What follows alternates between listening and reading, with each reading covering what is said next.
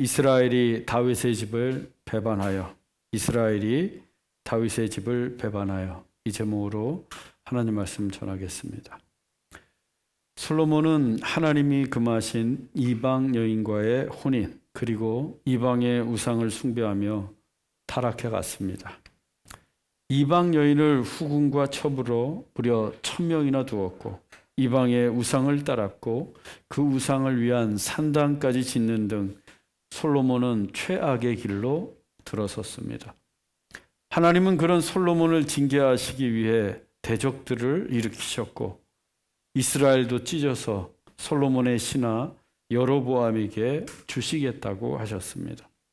다만 솔로몬의 아버지 다윗을 생각하시고는 솔로몬의 때가 아닌 솔로몬의 아들의 때에 그리하겠다고 말씀하셨습니다. 그리고 오늘의 본문이 이렇게 시작됩니다. 본문 1절입니다. 르호보암이 세겜으로 갔으니 이는 온 이스라엘이 그를 왕으로 삼고자 하여 세겜에 이르렀음이더라. 솔로몬의 아들 르호보암이 솔로몬의 뒤를 이어 왕위에 오르기 위해 세겜으로 갔습니다.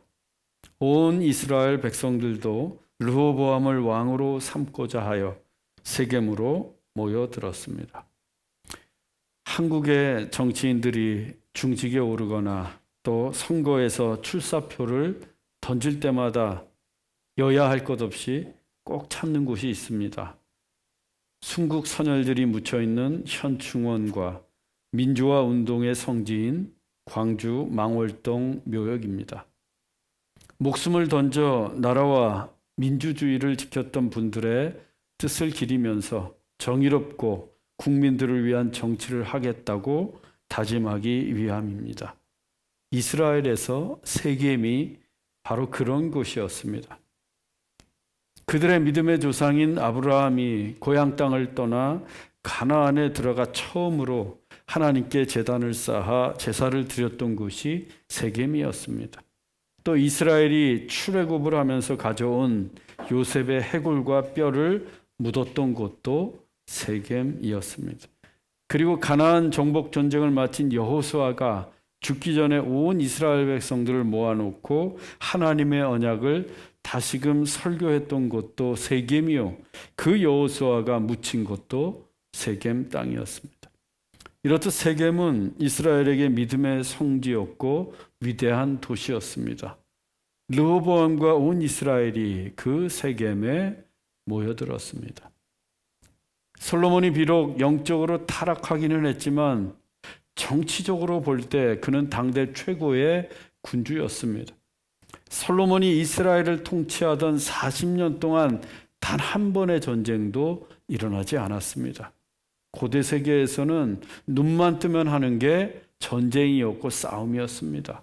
그런데 솔로몬의 이스라엘은 전쟁 한 번 없는, 그러면서 부국을 이루었던 태평성대의 시대를 맞이했습니다. 솔로몬의 정치, 경제, 외교적 위상은 이스라엘을 고대 근동에서 당대 최강의 나라로 만들었던 것입니다. 그런 솔로몬이 죽었으니 이스라엘로서는 엄청난 리더십의 공백을 맞이하게 되었습니다. 영적으로도 위기였지만 정치적으로도 위기였습니다. 그래서 르호보암이 이스라엘의 성지 세겜으로 갔고 온 이스라엘도 세겜에 모여 르호보암을 왕으로 공식적으로 세우려고 했던 것입니다. 다시금 이스라엘의 영광을 꿈꾸면서. 한편 솔로몬의 칼날을 피해 애굽으로 도망을 쳤던 여로보암도 솔로몬이 죽었다는 소식을 들었고 이어서 르호보암이 이스라엘의 왕이 된다는 소문도 들었습니다. 마침 사람들이 여로보암을 찾아와 그도 세겜에 오도록 했습니다. 본문 3절로 4절입니다. 여로보암과 이스라엘의 온 회중이 와서 르호보암에게 말하여 이르되 왕의 아버지가 우리의 멍에를 무겁게 하였으나 왕은 이제 왕의 아버지가 우리에게 시킨 고역과 매우 무거운 멍에를 가볍게 하소서. 그리하시면 우리가 왕을 섬기겠나이다. 여로보암과 이스라엘의 온 회중이 와서, 이것은 여로보암이 이스라엘 온 회중의 대표가 되었다는 의미입니다. 여로보암은 당시 가장 강성했던 지파, 에브라임 지파에 속해 있었습니다. 그리고 큰 용사였고 또한 성실하고 부지런해서 솔로몬의 눈에 들어서 에브라임 지파 그리고 므낫세 지파를 합친 요셉 족속을 다스리는 감독관이 되었습니다. 더욱이 세겜은 에브라임 지파의 중심지예요. 즉 여로보암의 홈그라운드입니다. 따라서 애굽에서 돌아온 여로보암이 그 많은 이스라엘 회중의 대표가 되는 것은 상황적으로 볼 때 매우 자연스러운 일이었습니다. 여로보암이 르호보암을 찾아가서 이스라엘 백성들의 뜻을 전합니다. 왕의 아버지가 우리에게 시킨 고역과 매우 무거운 멍에를 가볍게 하소서. 그리하시면 우리가 왕을 섬기겠나이다. 아시는 것처럼 솔로몬은 전국적으로 거대한 대규모 토목공사를 벌였습니다. 세금도 많이 거두었습니다. 그로 인해 백성들의 고역과 멍에가 무거웠어요. 여로보암은 그 무거운 짐을 덜어달라고 간청하고 있습니다. 그러면 우리가 왕을 섬기겠다고 하면서 무거운 멍에를 가볍게 하소서. 그리하시면 우리가 왕을 섬기겠나이다. 이 말을 뒤집으면 어떻게 됩니까? 르호보암이 만일 여로보암이 제안을 수용하지 않는다면 우리가 왕에게 협조하지도 않고 왕을 섬기지도 않겠다는 의미예요. 즉 여로보암이 지금 간청을 하고 있는 것처럼 보이지만 실제로는 협박을 하고 있는 것입니다. 그는 선지자 아이야가 전해준 하나님의 예언, 즉 내가 10지파의 왕이 되리라, 그 말씀을 철석까지 믿고 있었습니다. 자신이 곧 북이스라엘의 왕이 될 거라는 확신에 차 있었어요. 그래서 너무도 당당하게 르호보암을 협박하고 있는 것입니다. 그런데 하나님은요, 여로보암에게 네가 왕이 되리라 라고 말씀하신 것뿐만 아니라 다윗처럼 나를 신실하게 섬기라 라고 당부하셨습니다. 그리고 르호보암이 다스리는 유다 왕국은 하나님 앞에서 등불이 될 것이라고 말씀해 주셨어요. 그렇다면 여로보암이 어떻게 해야 합니까? 이 르호보암과 형제의 관계로, 동역의 관계로 지내야 합니다. 온 이스라엘 백성들을 데리고 와서 협박할 게 아니라 이제 막 왕위에 오르게 될 르호보암이 여로보암의 말을 무작정 무시할 수만은 없었습니다. 그래서 3일 뒤에 다시 오라고 합니다. 그러고는 솔로몬을 섬겼던 노신들, 즉 나라의 원로들과 의논을 했어요. 그 노신들이 이렇게 자문했습니다. 본문 7절입니다. 왕이 만일 오늘 이 백성을 섬기는 자가 되어 그들을 섬기고 좋은 말로 대답하여 이르시면 그들이 영원히 왕의 종이 되리이다.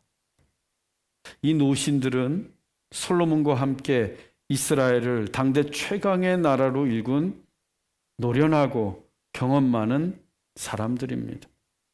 지금의 상황도 한눈에 꿰뚫어 보고 있어요. 지금은 르호보암이 힘으로 백성을 누를 때가 아니라고 판단했습니다.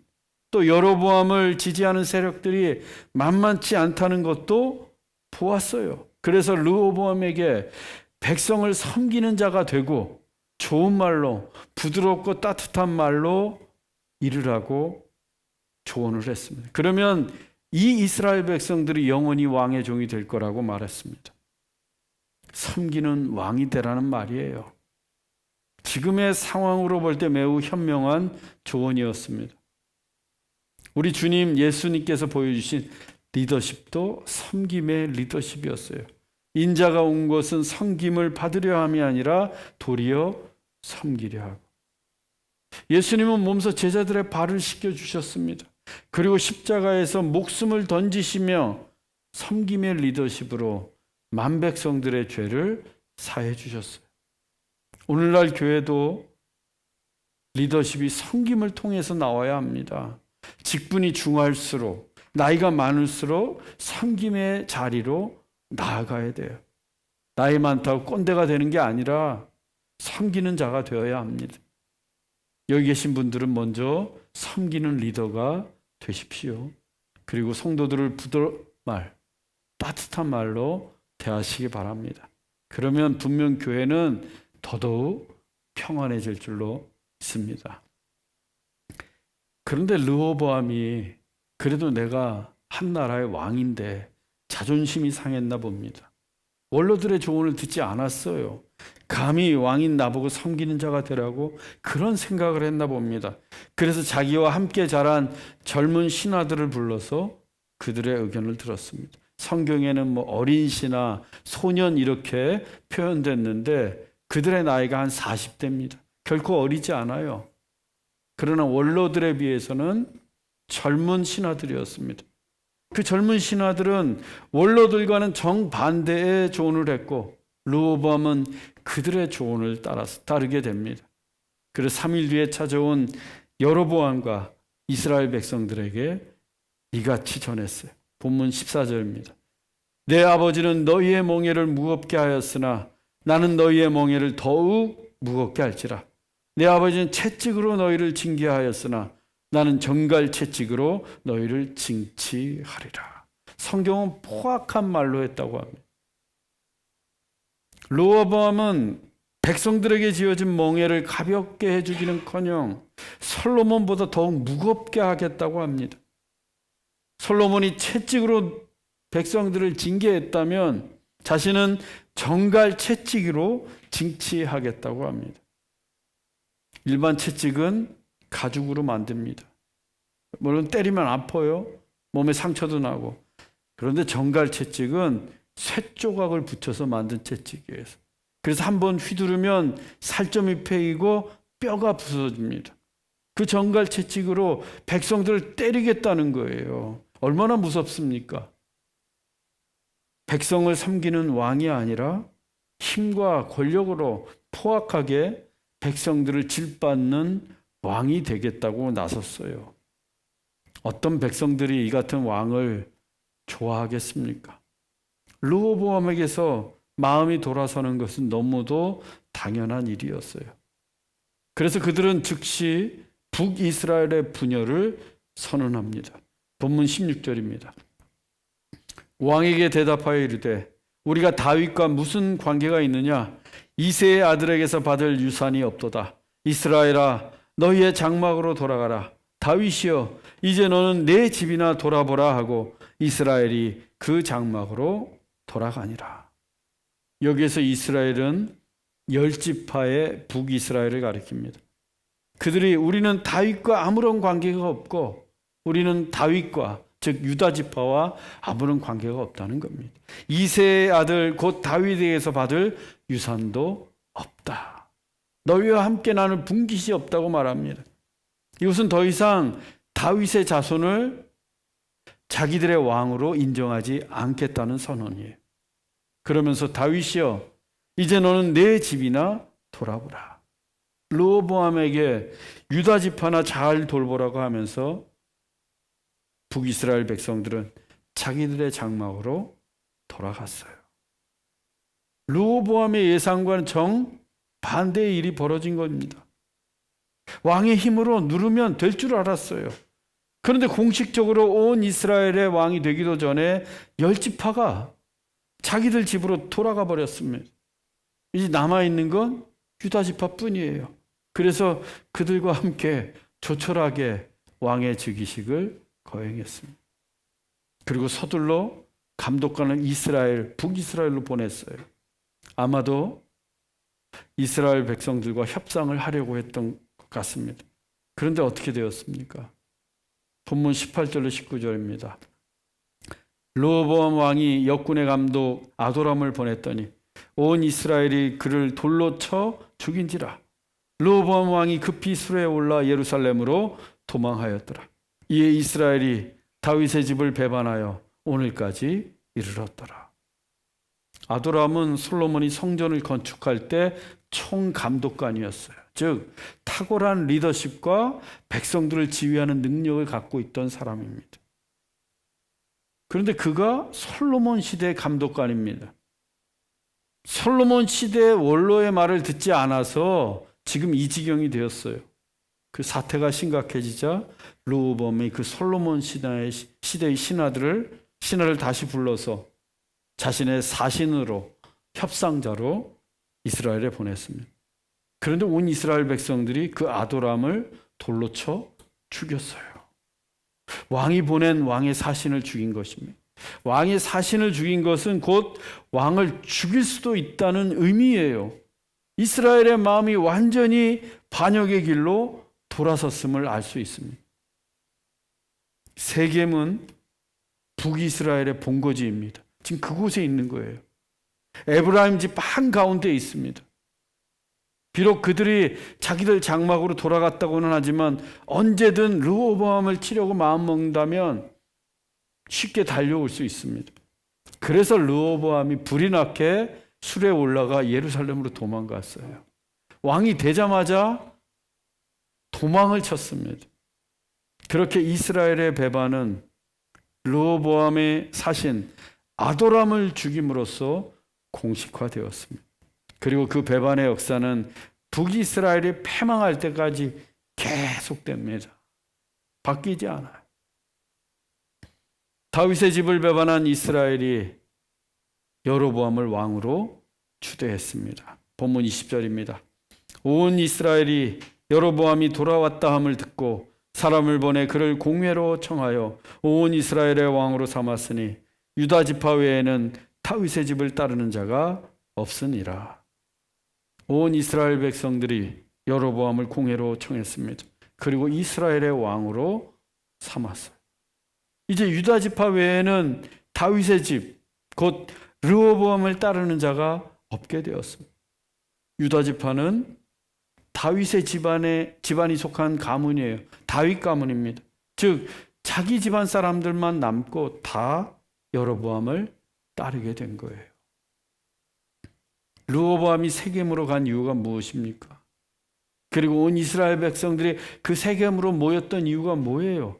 르호보암을 온 이스라엘의 왕으로 추대하기 위함이었습니다. 공식적으로.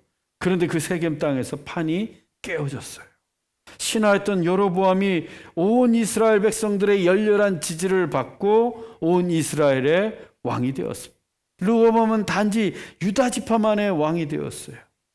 세력으로만 보면 르호보암이 이스라엘 왕으로서의 정당성과 정통성을 여로보암에게 빼앗긴 것 같습니다. 이스라엘의 진정한 왕은 이제 여로보암인 것 같아요.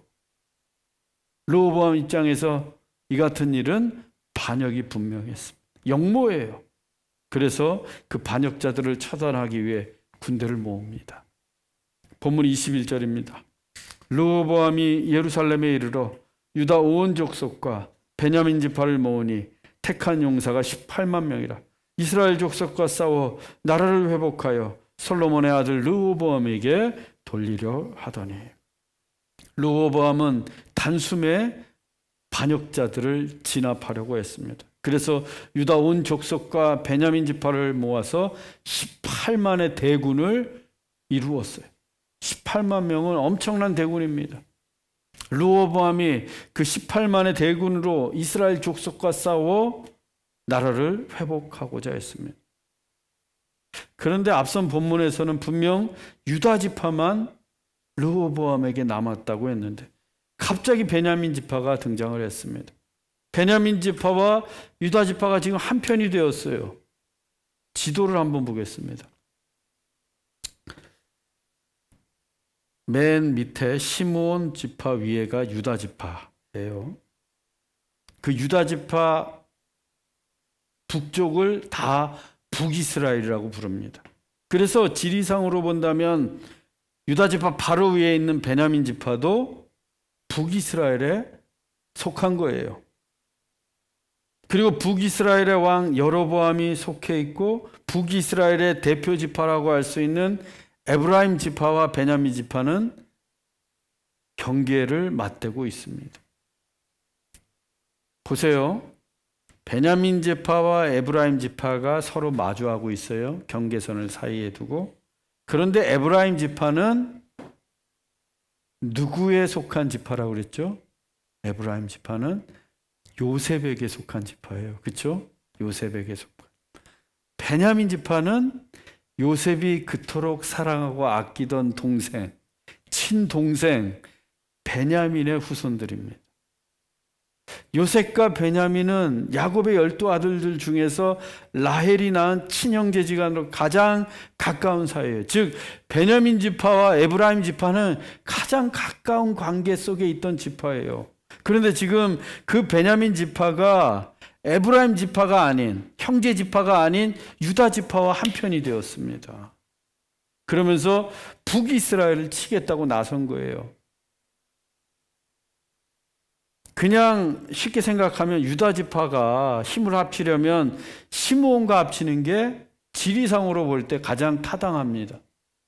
유다 지파 영역 안에 있어요, 시므온 지파. 그런데 시므온 지파가는 오히려 남쪽에 있음에도 불구하고 북이스라엘 지파에 속하게 됩니다. 우리의 생각으로 볼 때는 좀 합리적이지 않아요. 이게 대체 어찌된 일일까요? 먼저 시므온 지파가 왜 유다에게 속해 있으면서도 북이스라엘 왕국이 되었는가? 이 시므온 지파는 애굽을 나오고 출애굽하고 나서 아주 큰 사건을 맞이하게 됩니다. 그게 뭔가 하면 모압 여인과 단체로 행음을 해서 그리고 그들의 우상인 바알부를 숭배하게 돼요. 그때 하나님이 진노하십니다. 그래서 시므온 지파를 무려 24,000명을 하나님이 쳐서 죽이셨어요. 그 결과 시므온 지파는 급속도로 세력이 약화됩니다. 인구도 줄고 미미하게 됐어요. 그 때문에 모세가 12지파를 축복할 때 시므온 지파에 대해서는 언급조차 하지 않았습니다. 그리고 가나안 정복 전쟁 후에도 여호수아가 막 땅을 상속하는데 유업을 상속받지 못하고 그냥 유다 땅 안에 있는 몇 개의 성읍만 받게 돼요.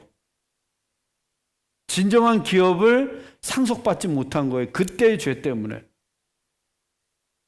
그래서 유다 경내 내에 살면서 이 시므온 지파는 자기 지파의 정체성을 상실하고 뿔뿔이 흩어지게 됩니다.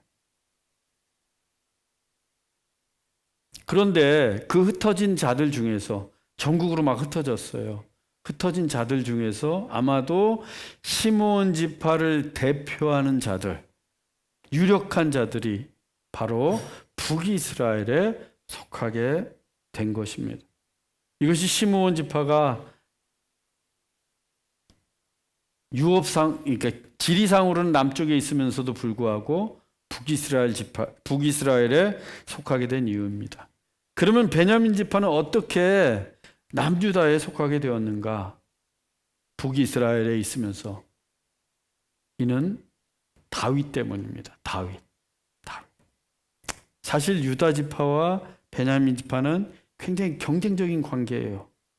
왕을 배출해낸 가문이잖아요. 유다와 베냐민 지파. 이스라엘의 초대왕 사울은 베냐민 지파입니다. 그런데 그 다음 왕은 다윗은 유다 지파에 속했어요. 사울은 다윗을 어떻게 하면 죽이려고 했고, 그런데 그 다음번 왕은 사울의 아들 요나단이 아닌 다윗이 되었어요. 그래서 겉으로 드러난 사실만 놓고 보면 두 가문이 사이가 좋을 리가 없습니다. 그런데 다윗이 왕이 되고 나서 그 사울의 가문을 어떻게 대했습니까? 극진이 되었어요. 극진이. 왕의 가문으로 대했습니다. 요나단의 아들을 궁으로 데려와 왕자처럼 대우했어요. 그리고 그가 빼앗긴 재산도 다 찾아줍니다. 다윗은 진심으로 사울의 가문을 위했어요. 사울이 자기를 죽이려고 했을 때에도 동굴에서 절호의 기회를 맞았잖아요. 그런데 옷자락만 베고. 또 사울이 전쟁에서 질 때 사울을 죽인 청년을 다윗이 화가 나가지고 목을 뱁니다. 그만큼 사울을 왕으로서 존중했어요. 그리고 베냐민 지파는 왕족의 가문입니다. 그 왕족의 가문의 자존심을 가지고 있었어요. 그래서 하나님이 택하신 족속이 어디인지, 하나님의 뜻이 어디에 있는지 늘 고민하고 있는 지파예요.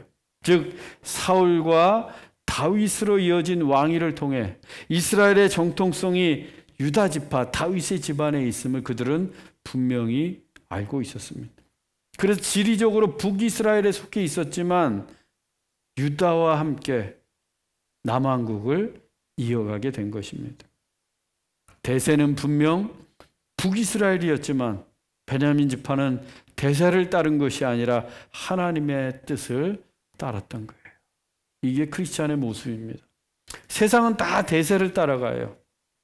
대세. 그러나 크리스찬은 하나님의 뜻을 따라야 합니다. 베냐민 지파가 그랬다는 겁니다. 그러면서 유다에게는 굉장히 큰 이점이 생겼어요. 왜냐하면 베냐민 지파가 없었다면 유다 지파는 곧바로 에브라임 지파와 맞닥뜨리게 됩니다. 그런데 베냐민 지파가 그걸 가로막아주고 있는 거예요. 갈등과 충돌과 분쟁을. 따라서 베냐민 지파와 한편이 된 것은 유다 지파로서는 너무도 다행스러운 일이었습니다. 그런데 하나님께서 이 전쟁을 막으십니다. 유다와 베냐민 지파의 그 18만 대군이 북이스라엘로 올라가려는 것을 하나님이 막으세요. 본문 22절로 24절입니다. 하나님의 말씀이 하나님의 사람 스마야에게 임하여 솔로몬의 아들 유다 왕 르호보암과 유다와 베냐민 온 족속과 또 그 남은 백성에게 이르기를 너희는 올라가지 말라. 이스라엘 자손과 싸우지 말고 각기 집으로 돌아가라. 이 일이 나로 말미암아 난 것이라. 하나님은 하나님의 사람 스마야, 즉 선지자 스마야를 통해 말씀하셨습니다. 너희는 올라가지 말라. 북이스라엘과 싸우지 말라고 하십니다. 왜냐하면 이스라엘이 지금 남과 북으로 분열을 하고 북이스라엘이 세워지고 여로보암이 왕이 된 것은 하나님으로 말미암은 것이기 때문입니다. 하나님의 뜻으로 이루어진 일이기 때문이에요. 그것은 물론 솔로몬의 타락과 솔로몬의 우상 숭배로 인한 하나님의 징계였습니다. 이로써 이스라엘은 완전히 분열하게 됩니다. 120년 동안 유지되어 온 통일 왕국이 단 며칠 만에 남과 북으로 두 토막이 나고 말았어요. 단지 솔로몬 한 사람이 타락을 했는데 이처럼 엄청난 일이 벌어진 겁니다. 나라가 두 토막이 나는. 그런데 또 다윗 한 사람 때문에 유다 왕국이 존속할 수 있게 되었고 베냐민 지파도 얻을 수 있게 되었습니다. 사랑하는 형제자매 여러분, 한 사람이 이렇게 중요합니다. 한 사람. 모세 한 사람을 통해 출애굽의 대역사가 이루어졌고 베드로 한 사람을 통해 하루에 3,000명, 5,000명이 회심을 하게 되었고 바울 한 사람을 통해 온 지중해 세계에 교회가 세워졌으며 마틴 루터 한 사람을 통해 개신교가 탄생하는 종교개혁이 시작되었습니다. 하나님은 그 한 사람을 통해 교회와 인류의 역사를 새롭게 하십니다. 우리도 하나님이 쓰시는 한 사람이 되기를 바랍니다. 하나님이 우리 한 사람 한 사람을 통해 교회를 부흥케 하고 세상을 새롭게 하기를 원합니다. 그래야 우리 각자가 하나님의 놀라운 역사를 이루어 가시는 믿음의 통로가 되기를 주 예수 그리스도의 이름으로 축원합니다. 기도하겠습니다. 사랑의 하나님, 우리가 성도와 이웃을 섬기는 사람이 되게 하옵소서. 다윗처럼 진심으로 서로를 위하고 섬기게 하옵소서. 또한 하나님이 귀하게 쓰시는 한 사람이 되기를 원합니다. 나 한 사람을 통해 이 교회가 새로워지고 부흥케 되도록 기도하고 헌신하고 충성을 다하게 하옵소서. 길이요 진리요 생명이신 예수 그리스도의 이름으로 기도하옵나이다. 아멘.